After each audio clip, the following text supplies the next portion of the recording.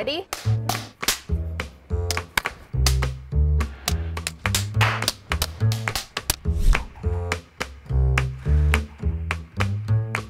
Okay, 1, 2, 3. Action! Hi, I'm Sarah and I work at Virgin Media.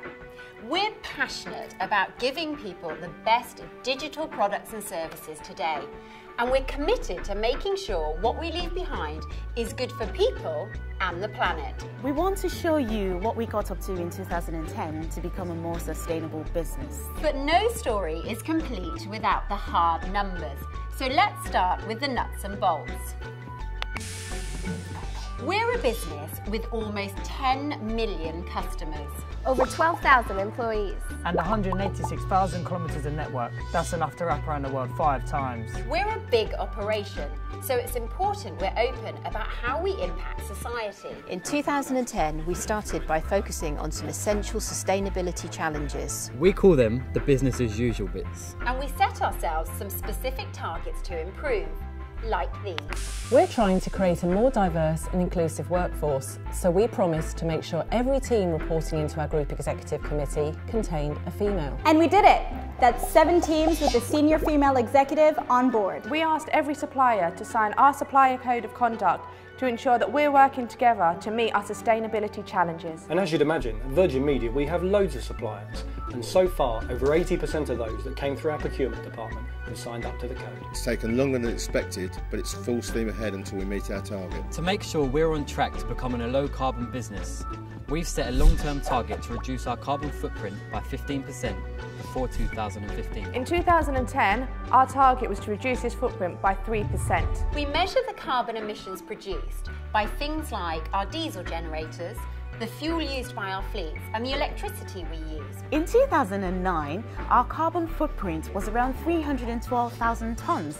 Even though emissions from our fleet increased and we missed our target, our latest calculations tell us that in 2010, our overall carbon footprint was around 298,000 tonnes. That's nearly 5% smaller than in 2009. A big chunk of our carbon footprint comes from the energy we need to power our network, which is roughly the equivalent to running 52,000 homes a year. Compared to 2009, our energy consumption in 2010 was down by over 3%. This reduction came from doing things like being more efficient in the way we call our network hubs and using more energy efficient technology in our offices. We also add up the emissions from our customers who use our products and services in their homes too. The energy used to power our set-top boxes and modems produced a carbon footprint of around 475,000 tonnes in 2009 and 565,000 tonnes in 2010. This increase was because so many more customers signed up to our services. But every little change we make counts. Take our latest HD set-top box. It has a low-power standby mode and uses up to 60% less energy than our older boxes. We also set ourselves a target to recycle 25% of total waste at sites with recycling facilities. With the help of these little monsters, in 2010, we recycled over 50,000 tonnes of office waste. That's 27.4%, which means we exceeded our targets. Beyond the business as usual stuff, there's another, even more exciting agenda that will be a priority for us in 2011 and beyond. It's all about understanding how our digital technology provides social benefits for people. This will generate lots of interesting things we need to measure on issues like Internet security and protection for our customers. How we're transparent about the way we manage our network. This will show why people can feel safe and confident in discovering all the benefits that digital technology brings. But we've already put those benefits to good use for communities that need our help. Just like Virgin Media Pioneers, which we launched in 2010. It's a website that helps young entrepreneurs like me get their business idea off the ground